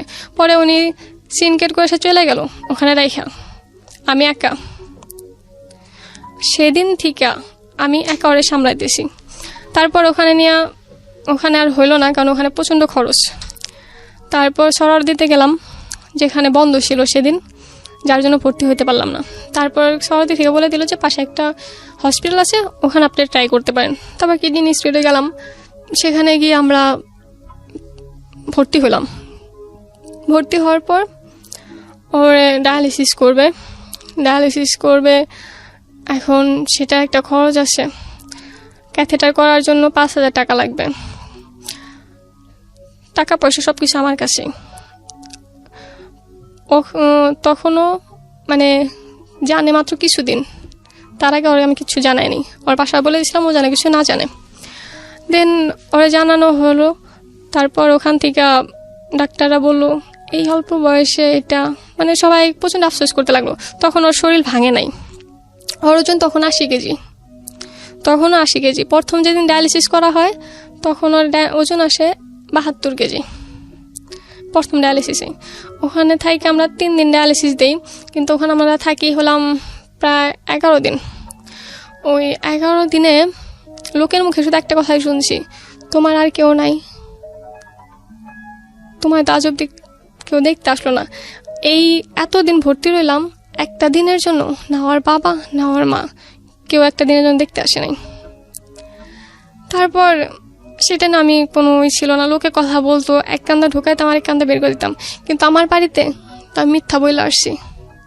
আমি তখন বলছিলাম যে যেহেতু আমার পুলিশে যাওয়ার কথা ছিল, তখনও মোটামুটি সব কিছু ঠিকঠাক। আমি বলছি যে আমার মানে কিছু টেস্ট আছে, সেগুলো করাইতে হইব, যার জন্য আমার যাইতে হইব। আমি সেজন্য গেলাম, মানে এটা তাদের বুঝাইলাম, কিন্তু আসলে তো আমি ওর পাশে এসে দাঁড়াইছি। তারপর এখান থেকে ডিরেক্ট বাসায় চলে গেলাম। বাসায় যাওয়ার পর এখন তো আমি বাসায় বলে দিছি, এখন ওদিকে লেট হইতেছে, আমার তো এখন বের হইতে হইব, যার জন্য আমি বাসা থেকে বের হইলাম। বাসা থেকে জানে যে আমি পুলিশে যাচ্ছি, কিন্তু তখন আমারটা ফিক্সড হয় নাই। কিন্তু যখন ফিক্সড হইল তখন ওর অবস্থা খারাপ হইতে থাকলো। তখন আমি কিছুদিন ওর পুকুর বাড়িতে থাকি, ওখানে আমার আলাদা রাখি। বাসায় কি জানতো আপনি যে এতদিন ধরে ওর পিছনে দৌড়াদৌড়ি করছেন? না, এগুলো আমার বাসায় কিছু জানতো না। ওকে। তো এর মাঝে যখন ও হসপিটালে ভর্তি থাকে, তখন ওর বউ ওর নামে বিচার দেয়। আচ্ছা, কিসের বিচার? সমাজে ওরে 6 মাস ধরে খাইতে দেয় না, ওর ওপর অত্যাচার করতেছে, এই সমস্ত বিচার দেয়। ও যে অসুস্থ এটা না তার কোনো মাথা ব্যথা নেই। না, ওই সময়টাতে কি মানে আপনার ব্যাপারটা জানতো? তাও জানতো না? আমার ব্যাপারটা জানতো না। ইনফ্যাক্ট যখন অসুস্থ থাকা হসপিটালে ভর্তি করার আগে একদিন বমি করছিল, বালতিতে বমি করছিল। সে বালতির অবধি ফালায় না, 2 দিন অবধি বালতি হয়েছিল। 2 দিন পরে ও নিজে বালতিটা ফালায়। মানে এতটাই শুধুমাত্র ওর টাকা পয়সা খাইতে পারছে, ওর সাথে ঘুমাইতে পারছে, শুধু ওরে পছন্দ করে নাই। ওরে পছন্দ বলতে ওর কাজ করতে পছন্দ করে না, এক কথা। দরকার কি আপনি তাকে নিয়ে কোনো মন্তব্যই করেন না, আপনি বরং আপনার জায়গায় থাকেন। হ্যাঁ, তারপর সেখান থেকে গিয়ে বিচার দিল এই সমস্ত হাবি যাবি। তারপর 2বার বিচার করলো, মানে বিচার বসলো এলাকায়। সম্পূর্ণভাবে ওই মেয়ের মানে ওর বউয়ের সাপোর্ট করলো, কারণ তারা ওনারে ঘুষ দিছিল আর ইমোশনাল ভাবে কান্না করছিল। একটা মেয়ে কান্না করছে মানে অনেক কিছু মনে করছে তারা, কিন্তু একটা ছেলে যে অসুস্থ সেটা তারা আরো বেশি বিশ্বাস করে নাই। এই জন্য কারণ তখনও ওর শরীরটা ভাঙে নাই, তখনও ওর আর ক্যাথেটার যে করা হয়েছিল এগুলা বাসায় যাওয়ার আগে সবকিছু খুলে আসা যাওয়া হয়েছে, যার জন্য মনে হয়েছে যে কিছুই না। তারপর চেয়ারম্যান বলল যে ওর যেহেতু সমস্যা বিশ্বাস করে না, তাহলে ওর শ্বশুরবাড়ি হলাম টাঙ্গাইল নিয়ে এসে পরীক্ষা করো। তখন চেয়ারম্যানের মানে বলা উচিত ছিল যে টাঙ্গাইল কেন করবেন, ঢাকায় এত বড় বড় হসপিটালে করাইছে, বা তোমার যদি ডাউট থাকে তুমি সেখানে যা করাও, টাঙ্গাইল কেন করা হবে, টাঙ্গাইলে কি আছে। এটা উনি বলে নেই। এটা ওনার, যেটা আমার মনে হয়েছে যে আমার না প্রত্যেকের মনে হবে, এই রেডিও যারা শুনতেছে তাদের প্রত্যেকের মনে হবে যে এটা তার বিচার হয় নাই। ঠিক আছে, বিচার টিচারের দরকার নেই, আপনি আপনার লাইফে থাকেন। তারপরে সেখানে থেকে উনি চলে গেল, অশান্তি করা শুরু করলো। তখনও জানে না, কারণ তখনও আমাদের ভিতরে যা করছে আমি দূরে থেকে করছি, মানে সামনাসামনি আমি কখনো আসিনি। তারপর পুলিশে যাওয়ার কথা, যেটা আমার ফাইনালি চলে আসলো, সময় হয়ে গেল, সবকিছু ঠিকঠাক হয়ে গেল, কিন্তু তখন ও আর রাজি হলো না। না থাক, চাইতে হইব না। আবার আমার যে ফ্রেন্ড নিতে চাইছে, ও আবার আমায় পছন্দ করতো, যেটা ও ভয় পাইতো। ওর এত বড় একটা অসুখ, যদি আমি ওর ছেড়ে চলে যাই, সবকিছু মিলায় ও আমার যাইতে দিল না। তো আমিও ভাবলাম যে ওর পাশে হয়তো আমার খুব বেশি দরকার।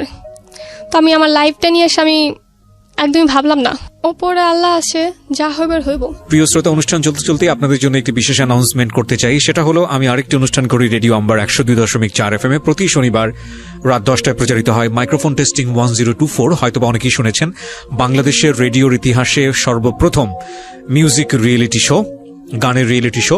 এবং 2019 সালের সেরা আম্বার ভয়েস আমরা খুঁজে বের করবার চেষ্টা করছি। সেখানে আপনি অডিশন দিয়ে, সেখানে আপনি অংশগ্রহণ করে সেরা আম্বার ভয়েস হতে পারেন। আপনি যদি মনে করেন যে আপনি খুব ভালো গান করেন, কিন্তু সে অর্থে তেমন কোনো প্ল্যাটফর্ম কোথাও পাননি, তাহলে ছোট্ট একটা অডিশন দিতে হবে আপনাকে। ফোন করে আপনাকে গাইতে হবে একটা গানের 2টো লাইন বা 3টে লাইন আপনি আমাদেরকে গেয়ে শোনাবেন, এবং আমরা আপনাকে ডাকবো, নিশ্চয়ই ডাকবো। ওকে, ফোন নাম্বারটি আমি বলে দিচ্ছি। ফোন নাম্বারটি হচ্ছে 09611001024। আমি আবারও বলছি, ফোন নাম্বারটি হচ্ছে 09611001024। যদি আপনি মনে করেন আপনার কণ্ঠ সারা দেশের মানুষের কাছে যাওয়া উচিত, আপনি সেরকম গাইতে পারেন, তাহলে যোগাযোগ করুন এবং অংশগ্রহণ করুন মাইক্রোফোন টেস্টিং 1024-এ। আমরা আবার যাচ্ছি আমাদের অতিথির কাছে। জি, যেখানটায় আপনি ছিলেন। আমি আমার ভবিষ্যৎ নিয়ে ভাবলাম না। ইনফ্যাক্ট আমি যে একটা জবে ছিলাম, ভালো একটা জবে ছিলাম, স্বাধীনতা ছিল, আমি সেটাও ছেড়ে দিছি, একবারও ভাবি নেই। আমি যখন হসপিটালে ভর্তি ছিল, অয়নে গেলাম, তখন আমি আমার স্যালারিটাও নেইনি, স্যালারি নেওয়ার সময় ছিল, কিন্তু আমি সেটা না নিয়ে সেটা আমি ওর কথা শুধু ভাবছি, ওর কথা ভেবে ওর পাশে ছিলাম। তারপর সাবার আমরা বাসা নিই, সাবার বাসা নিলাম, আমার সাথেও কিছুদিন থাকলো। তারপর দেখতাম যে সারাক্ষণ রুমের ভিতর থাকে। আমার মনে হলো যে এভাবে থাকলে তো আরও বেশি অসুস্থ হয়ে যাব। তারপর ওখান থেকে আমি ওর বাসায় ফোন দিলাম যে ওরা আপনাদের কাছে রাখেন। তখনও আমার শ্বশুরবাড়ির সাথে আমার সম্পর্ক ভালো, কারণ দূরে ছিলাম, কোনো কিছু না, আমি নাক গলায় নেই, আমি জাস্ট প্রয়োজনের সময় পাশে ছিলাম, এইটুকুই, সেজন্য ভালো ছিল সম্পর্ক। তারপর আমরা আবার 2 মাস থাকলাম, মানে আমি একা ছিলাম, ও কিছুদিন ছিল মাত্র, ওখানে পাঠিয়ে দিই। আস্তে আস্তে ওর শরীরটা প্রচণ্ড খারাপ হয়ে যায়। রোজার ঈদের আগে ওরে এতটা অবস্থা খারাপ হয়ে যায়, ওর ফ্রেন্ডরা কালেকশন করে টাকা, ওর ফ্যামিলি থেকে টাকা ভাঙার মতন কোনো অবস্থা নেই, মানে তাদের অ্যাকচুয়ালি ইচ্ছা নেই। দেন ওর ফ্রেন্ডরা সব কিছু মিলায় 35,000 টাকা দেয়, যেটাতে আমরা শুরু করতে যাই। ফার্স্টে টেস্ট করি, 24 তারিখে আমরা যাই। যাওয়ার পর ডাক্তার বলে যে ঈদের আগেই তোমরা কমপক্ষে 2টা ডায়ালিসিস নাও। তখন ঈদের মাত্র বাকি 4 দিন। তারপর তখন তো আমাদের পক্ষে নেওয়া সম্ভব না। কিন্তু ঢাকা যাওয়ার আগে যেটা হয়, আমরা যখন কোনাবাড়ি থেকে কাশিমপুরে আসতে থাকি, অটোতে ও হঠাৎ করে সেন্সলেস হয়ে যায়। আমার ঘাড়ে মাথাটা ছিল, হঠাৎ করে সেন্সলেস হয়ে যাওয়ার পর আমি যে একজন এই প্রফেশনে কিছু হলেও জানি, শিখছি, তা আমি চেক করব যে সেটা না করে সেটা আমি ভয় পেয়ে গেছি পুরা। তা একজন লোক এসে বলতেছে, প্রায় আমার চিৎকারে 50 জন লোক জড়ো হয়ে গেছে, একজন লোক এসে বলতেছে মারা গেছে, মানে ডিরেক্ট ঘোষণা করে দিল যে মারা গেছে। ওটা শোনার পর তা আমি আর ঠিক নেই। দেন কিছুক্ষণ পর ও মাথা তুলছে, মাথাতে বলতেছে কি হয়েছে। তখন মনে হয় যে আমার আত্মার প্রাণ ফিরে আসলো। তারপর সেখান থেকে আমি খুব ভয়ে ভয়ে অরণ্যার হসপিটালে যাই, সেখান থেকে টেস্ট করে সাবার চলে যাই ডিরেক্ট। যেদিন যাই সেদিন বাসায় যাওয়ার পর সন্ধ্যার পরে আমার একটা ছোট হার্ট অ্যাটাক হয়। মানে আমি এতটা প্রেশার নিছিলাম যেটা আমি সহ্য করতে পারিনি। একে তো বয়স অল্প, দ্বিতীয়ত বয়স অনুযায়ী অনেক বেশি টেনশন নিয়ে ফেলছিলাম। তারপর ও প্রচণ্ড ভয় পেয়ে যায়, ও কি করবো, নিজে একজন অসুস্থ রোগী, ও বুঝতেছিল না কি করা উচিত। যখন আমার সেন্স আসলো বা একটা ওষুধ দিতে হয় যেটা ও আমায় দিতে পারে নাই, ও অ্যাকচুয়ালি ভাবে না যে আমি ওখান থেকে ব্যাক করতে পারবো, কারণ ওই সিচুয়েশনটা দেখছিল। তারপর যাই হোক, আল্লাহর রহমতে সব কিছু ঠিক হয়েছে। তারপর ওখান থেকে ওর চিকিৎসা আবার শুরু হয়, নিয়ে আসা হয়, ওর চিকিৎসা শুরু করি। ফিস্টুলা করতে হবে। ফিস্টুলা করার জন্য আমাদের হসপিটাল থাকতে একজনের সাথে আলাপ হয়। উনি বলল যে তোমরা ঢাকা আসো, শুধু আমি সব কিছু করতেছি। তো যেহেতু পরিচিত, বিশ্বাস করলাম, ওনার মাধ্যমে ফিস্টুলাটা শুরু করি। ফিস্টুলা ক্যাথেটার 2টা একসাথে শুরু করি, কারণ ফিস্টুলা চালু হতে 2.5 মাস সময় লাগে। কিন্তু কি বলে, ওইটা শুরু হয় না, আমাদের ওইটা ফিস্টুলাটা নষ্ট হয়ে যায়। একটা ফিস্টুলা নর্মালি অনজয় করলে পর 15,000 টাকা রাখে, যেখানে আমাদের 8,000 রাখছে। কিন্তু একটা ইঞ্জেকশন 2 বেলা দিতে হয়, যেটা 700 করে পড়ে একটা ইঞ্জেকশন, যেটা প্রচণ্ড ব্যয়বহুল, আমাদের পক্ষে সম্ভব না। তো সেখান থেকে ওই টাকায় হয় না, যে 35,000 টাকা দেয় ক্যাথেড্রাল ফিস্টুলা করতে প্রথমে 17,000 টাকা আমাদের চলে যায়। কিন্তু আমি কি করব তখন? তারপর ওর ব্লাড দিতে হইব। আমরা যখন ডায়ালিসিস শুরু করি, প্রথম ডায়ালিসিসের দিন ওর ব্লাড ছাড়া ডায়ালিসিস কোনোভাবে শুরু করবো না, হিমোগ্লোবিন তখন 3-এরও নিচে। আমি মানে বলতেছি, ওনারা শুনতেছি না, ওরা বলতেছে আমরা রিস্ক নিতে পারবো না। পরে যখন আড়ালে গিয়ে বললো যে আপনার হাজব্যান্ড এখন আমরা ডায়ালিসিস শুরু করি, ও মারা যেতে পারে, তখন আমি বুঝতেছিলাম না যে আমি কি বলবো। পরে আমাদের কাছে মাত্র একজন ডোনার, ওর গ্রুপ হয়েছে ও নেগেটিভ, যেটা খুব রেয়ার, আপনিও হয়তো জানেন, সারা দেশের মানুষই আশা করি জানে, কিন্তু এতটাই রেয়ার মানে পাওয়া যায় না, মানে যায় না। তারপর আমাদের সাথে একজন ছিল, সেটা দিয়ে মানে একমাত্র আমার পায়ে পড়া বাকি ছিল। বললাম যে দেখেন, না করলেও ক্ষতি হইব, করলেও ক্ষতি হইব, আবার ভালোও হইতে পারে। তবে আমি রিস্কটা নিয়ে সেটা করাইলাম। তবে যেখানে 4 ঘন্টা হয় সেখানে আমরা ডায়ালিসিস দিলাম 2 ঘন্টা। ফার্স্ট ডায়ালিসিসটা করাইলাম, তারপরে একের পর এক 4টা ডায়ালিসিস 4 ব্যাগ দেওয়া হলো। প্রথমবার 1 ব্যাগ নিলাম, তারপর থেকে 2 ব্যাগ করে নেওয়া হলো, লাস্টে 1 ব্যাগ নিলাম। তার মধ্যেই ফিস্টুলাটা নষ্ট হয়ে গেল। এখন কিভাবে টাকা ম্যানেজ হবে সেটা মাথায় নাইকা। তো যে রক্ত দিছিল তাদের কাছে আমি একজনে বলছিলাম যে বলছিল যে আপু আপনাদের কিভাবে হলো, এক এলাকার, কিন্তু আমরা কোনোদিন জানতে পারলাম না। পরে হিস্ট্রিটা বললাম যে এইভাবে শুরু, যদি পারো সাহায্য করো। পরে ওরা টোটাল ফার্স্টে আমাদের 32,000 টাকা দেয়। 32,000 দেওয়ার আগে আমি শুরুতেই ওরা টাকা তোলা শুরু করছে, তার 2 দিন পর আমি 15,000 টাকা তুলে নিই ওদের থেকে। 15,000 টাকা দিল আমায়, আমি ওটা দিয়ে এসে পরবর্তীতে ফিস্টুলাটা করি। কিন্তু এটা নিয়ে এসে যে ঝামেলাটা হয় ফ্যামিলিতে, ফার্স্টে যখন ওর ফ্রেন্ড আমায় টাকা দেয় ওটা ওরা নিয়ে যায়, পরের দিন সকালে আমায় মাত্র 12 থেকে 15,000 টাকা দিতে চায়, যেটা আমি ডিরেক্ট না বলে দিই যে আমি এটা হবে না। সেখান থেকে তারা আমায় দেখতে পারে না। তারপরে যেটা হয়, আমি ম্যানেজ করার চেষ্টা করি সব কিছু। আস্তে আস্তে ওর অবস্থা খারাপ হইতে থাকে। ওর ডায়ালিসিস করাটা আমার জন্য খুব কষ্টের হয়ে যায়। যেটা ছিল সেটা দিয়ে সে ডায়ালিসিস আমি 2টা করে করাই, কিন্তু অ্যাট লাস্ট আমার কাছে আর কোনো টাকা ছিল না যে ডায়ালিসিস আমি করাবো। আমি কিভাবে করাবো? আমি যতটুকু পারছি, আমার সম্ভব ছিল, আমি ট্রাই করছি। তারপর এক সময় আসে আমার বাসায় জানাজানি হয়ে যায়। অ্যাকচুয়ালি জানাজানিটা হইতো না, ঈদের আগের দিন, কুরবানিদের আগের দিন আমি আমার বাড়িতে যাই, যেহেতু আমার বাড়িতে জানি যে আমি জব করি, তো ছুটিতে সবাই আসে বাড়িতে। আমার ফ্যামিলিও ওদের আগ্রহে বসে আছে যে আমিও আসবো, তো সেই হিসাবে শুধুমাত্র দেখানোর জন্য আমি আসছি। সেদিনও এতটা অসুস্থ হয়ে পড়ে, ওরে হসপিটালে নেওয়ার মতন কেউ নাই, ওর বাবা মা বোন কেউ নাই পাশে। ইনফ্যাক্ট ওরে কিডনি দেওয়ার কথা ছিল শুরু থেকে আমার, কিন্তু আমি জানতাম না যে আমি কিডনি দিতে পারবো। তখন আমি অনেক ভয়ে ভয়ে ওর মারে বলি, ওর মা সময় নেয়, একটা মা সময় নেয় যে ছেলেকে কিডনি দেবে না দেবে না।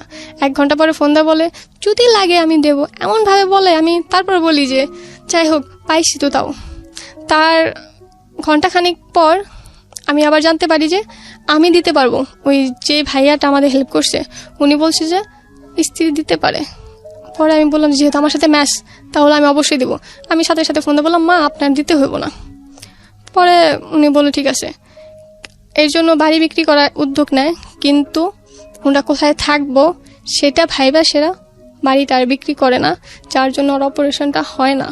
যদি হয়তো এতদিনও সুস্থ হয়ে যেত, যেটা আমাদের ডক্টর বলে। কিছু টাকার জন্য ওর অপারেশনটা হয় না, কিন্তু এর ভিতর যে সমস্যাটা হয়ে যায়, আমার ফ্যামিলি জানা যায় সব কিছু জানতো না, কারণ ওর ফ্যামিলি একদিনের জন্য ওর সামলাইতে পারলো না। যদি একটা দিনের জন্য ওর ফ্যামিলি সামলাইতে পারতো তাহলে হয়তো আমার ফ্যামিলি ফ্লাশ হইতো না, বা আমি যেমনি চলতেছিল চালাইতে পারতাম আরও কিছুদিন। হয়তো এটা মিথ্যা, অন্যায়, তারপরও আমি মনে করছি যে একটা মানুষের পাশে থাকা, একটা মানুষ হিসেবে, আমি অন্য কোনো সম্পর্ক টানতেছি না, একটা মানুষ হিসেবে একটা মানুষের পাশে শুধু আমি থাকতে চাইছি। আমি আমার কিডনি দেবো এটা আমি একবারও ভাবিনি। আমার শুধু একটাই চাওয়া ছিল যে একটা মানুষ হিসেবে একটা মানুষের পাশে থাকবো, আর তাকে আমি সুস্থ করব। শুধু তাকে সুস্থ করার জন্য যা কিছু করার। আমি অনেক ছোট হয়েছি, লোকের কাছে হাত পাচ্ছি, আমি সারা জীবন লোককে টাকা দিয়ে আসছি, কিন্তু ফার্স্ট টাইম আমার কখনো লজ্জা লাগে নাই যখন আমি আমার স্বামীর জন্য হাত পাচ্ছি। কারণ কেন লজ্জা পাবো? আমি যদি বাঁচাইতে পারি তাহলে আমার লজ্জা পাওয়ার তো দরকার নাই। আমি সবটুকু চেষ্টা করতেছি, আর আমার মৃত্যুর আগ পর্যন্ত আমি চেষ্টা করে যাব যাতে তাকে আমি সুস্থ করতে পারি। বাঁচা মরার মালিক আল্লাহ। তবে একটা কথা এখানে না বললেই নয় প্রিয় শ্রোতা, এদের লাইফ দিয়ে আজকের এদের অবস্থাটাকে আপনি কিভাবে জাস্টিফাই করবেন, বা এদের যে ঘটনাটা সেটা দিয়ে আপনি ওদের দিকে হাত বাড়াবেন কি বাড়াবেন না, সেটার একটা বড় রকমের প্রশ্নবোধক চিহ্ন অবশ্যই আছে। কিন্তু আমার মনে হয় যে একটা মানুষ যখন মৃত্যুর দুয়ারে, তখন আসলে কি করে সে মৃত্যুর দুয়ারে পৌঁছেছে, কি হয়েছে না হয়েছে, যদি আপনার হাতে সুযোগ থাকে তাহলে আমার মনে হয় তাকে সেভ করা উচিত। তো এটা হচ্ছে বিষয়। অবশ্যই এই মেয়েটি যে সিদ্ধান্ত নিয়েছে সেই সিদ্ধান্তটা যৌক্তিক ছিল নাকি শুধুমাত্র ইমোশনাল ছিল, সেটার একটা জাজমেন্টের জায়গা অবশ্যই আছে। এবং যে ছেলেটি বিয়ে করেছে সেও সেকেন্ড ওয়াইফ হচ্ছে উনি। ফার্স্ট ওয়াইফ কি এখনো আছে না ডিভোর্স হয়ে গেছে? এখন আছে, তবে অসুস্থ হওয়ার পর থেকে চলে গেছে। মানে উনিও জানে এখন আপনাদের সেকেন্ড বিয়ের ব্যাপারে? উনি জানে কিছুদিন যাবত, মাসখানেক হইব হয়তো। তো উনি জানার পরে কি রিয়াকশন কি ওনার? উনি জানার পর কোনো রিয়াকশন, হ্যাঁ আবার অবশ্য বিচার দিছে, কিন্তু এলাকার লোকজন বলে যে ও যা করছে ঠিকই তো করছে, ওর পাশে একজনকে দরকার, ওর এই সেবাগুলো তুমি কেন পালাই গেছো? তাদের প্রশ্ন একটা, তুমি কেন পালাই গেছো? আর ও যখন ছিল, ও সুস্থ ছিল, ওদের সংসার করতেছিল, আমি ওদের সংসার কিন্তু ভাঙতে আসি নাই। আমি তখনই আসছি যখন ওদের সাহায্য করার মতন কেউ ছিল না। আমি শুধু একটা অসহায় মানুষের পাশে এসে দাঁড়াইছি। এবার আমি কোনোদিন আসতামও না, আমি কোনোদিনও আসতাম না যদি ও পাশে থাকতো। এবার আমি আজ এই ভরা মঞ্চে বলতেছি যে ও যদি আসে, যদি ওর দায়িত্ব নেয়, আমি নির্দ্বিধায় আমার জায়গাটা ছেড়ে দেব। তাহলে আপনি বিয়ে করলেন কেন? আমি বিয়ে করছি, ভালোবাসি, বিয়ে করছি, কিন্তু আমার চাওয়া শুধুমাত্র এটুকুই, ভালো থাকুক, যেখানেই থাক, আমার কাছে থাক বা অন্য কারোর কাছে থাক। আমি শুধু যে মানুষটাকে ভালোবাসি তাকে আমি ভালো দেখতে চাই, ভালো রাখতে চাই, সেটা যার কাছে থাক, আমার আর কোনো চাওয়া নেই। বিষয়টা আসলে কমপ্লেক্স, শুধু ইমোশনের জায়গা থেকে জাজমেন্টের সুযোগ নাই। Very complex situation.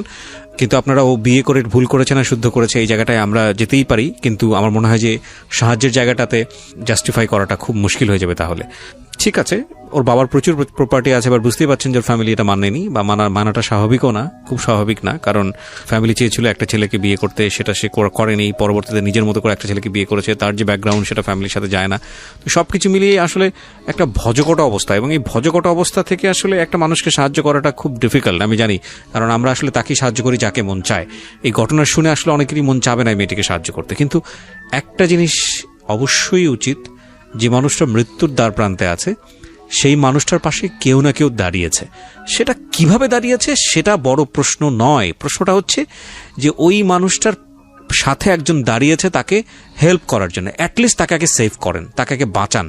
বাঁচানোর পরে গিয়ে ওকে, তারপরে সেটা নিয়ে যুক্তিতর্ক হতে পারে যে না সেটা সে ভালো করেছে না মন্দ করেছে।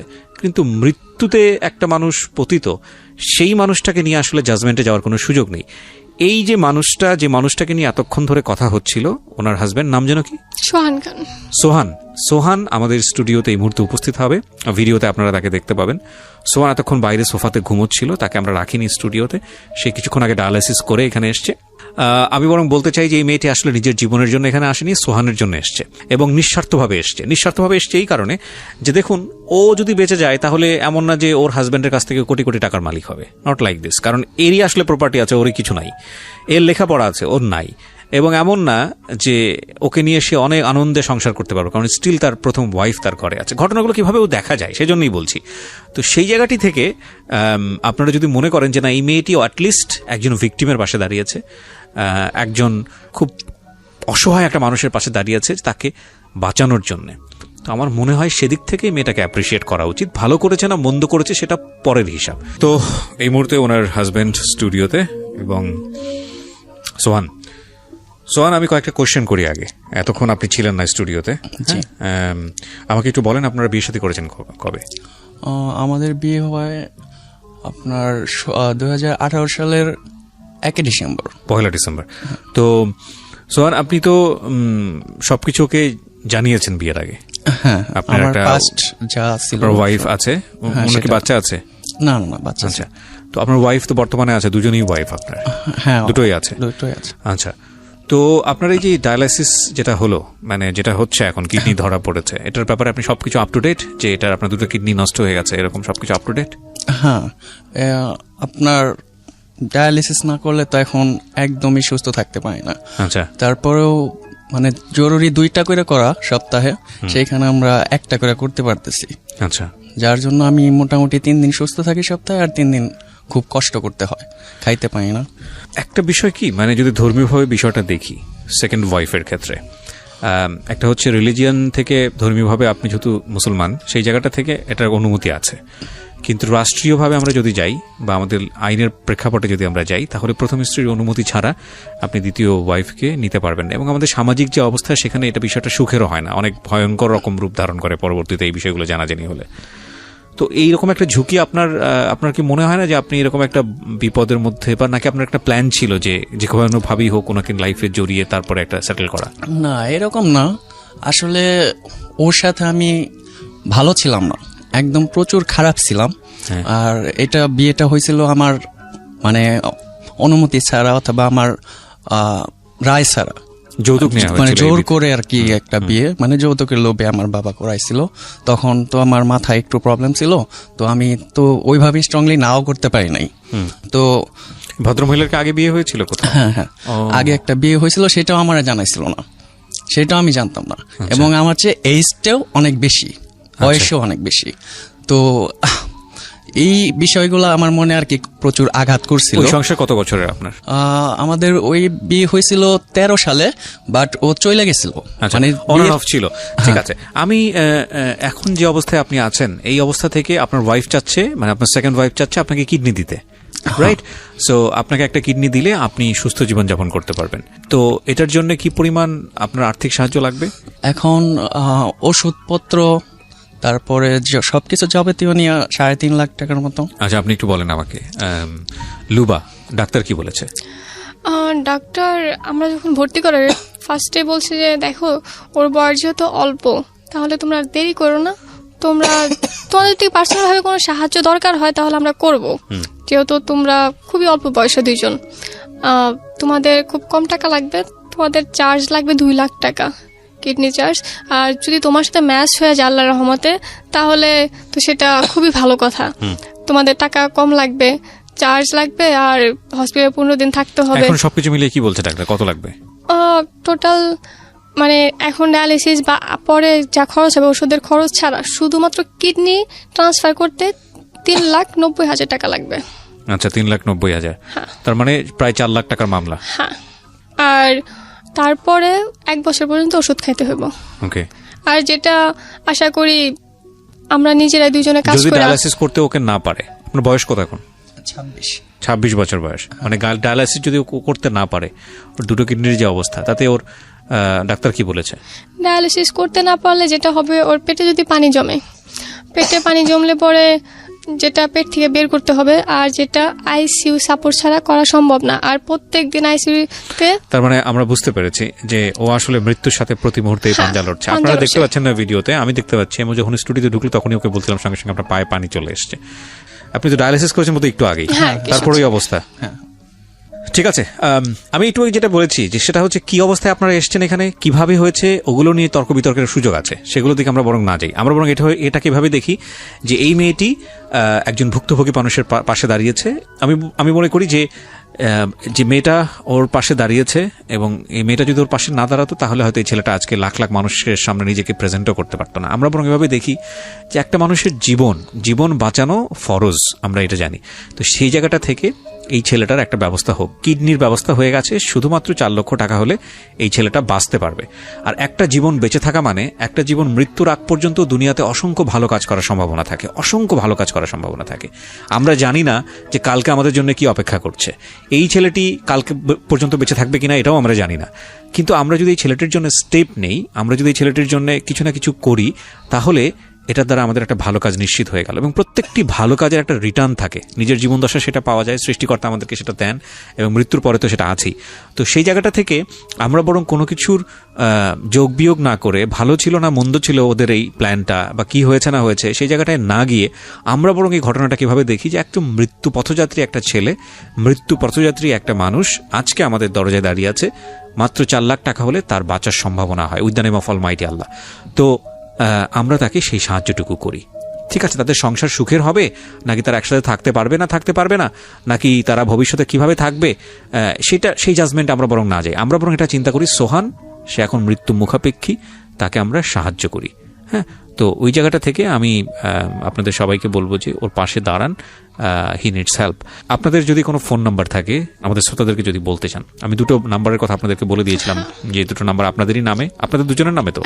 হ্যাঁ, এবং এই দুটো কিভাবে করা আছে? বিকাশ করা আছে, বিকাশ করা পার্সোনাল, আর কি করা আছে? দুইটাই পার্সোনাল ছাড়া করা যায় না। শুধু বিকাশ ছাড়া আর অন্য কিছু করেনি, নগদ বা অন্য কোনো কিছু? না, ওরকম ভাবে করা হয়নি। আচ্ছা, ঠিক আছে। এই 2টো নাম্বার আমি দেওয়ার আগে একটু সতর্কতা বলে দিই। এই 2টো নাম্বার দেওয়ার সঙ্গে সঙ্গে it will be publicly open, এবং এই 2টো নাম্বারে 24 ঘন্টা ফোন আসা, কারোর সঙ্গে আপনার কথা বলা, কিংবা আপনি কারোর সঙ্গে কোনো পার্সোনাল ডিলিংসে যাওয়া, কেউ আপনাকে অর্থ সাহায্য করুক আর না করুক, এগুলো সমস্ত দায় দায়িত্ব আপনাদের নিজেদের। এই ব্যাপারে রেডিও কোনো রেসপন্সিবিলিটি গ্রহণ করছে না, এটা তো আপনারা জানেন এবং মানছেন সেটা। ওকে, সো মেনেই আমি আপনাদের এই 2টো নাম্বার অ্যানাউন্স করতে বলবো। কোনো প্রকার কারো দ্বারা ব্যক্তিগত লেনদেনে আপনি যদি ক্ষতিগ্রস্ত হন, কারো দ্বারা আপনি যদি ভুলভাবে কনভিন্স হন, কিংবা কেউ যদি আপনাকে কোনো ধরনের ক্ষতির শিকার করে, সেটার দায় দায়িত্ব সম্পূর্ণ আপনার। এটা আপনারা মেনে নিচ্ছেন সজ্ঞানে। আচ্ছা, তো মেনে নিয়ে আপনারা 2টো নাম্বার ওপেন করতে পারেন। আপনারা 2টো নাম্বার বলতে পারেন, যে 2টো নাম্বারের মাধ্যমে আপনার সঙ্গে যোগাযোগ করা যাবে, আপনাদেরকে সাহায্য করা যাবে। জি বলুন। 0164468 আরেকবার বলেন। 0164468 এটা একটা। আরেকটা হলো 01401868279। আরেকবার বলেন। 01401868279। তাওয়াক্কুল আলাল্লাহ। মানুষ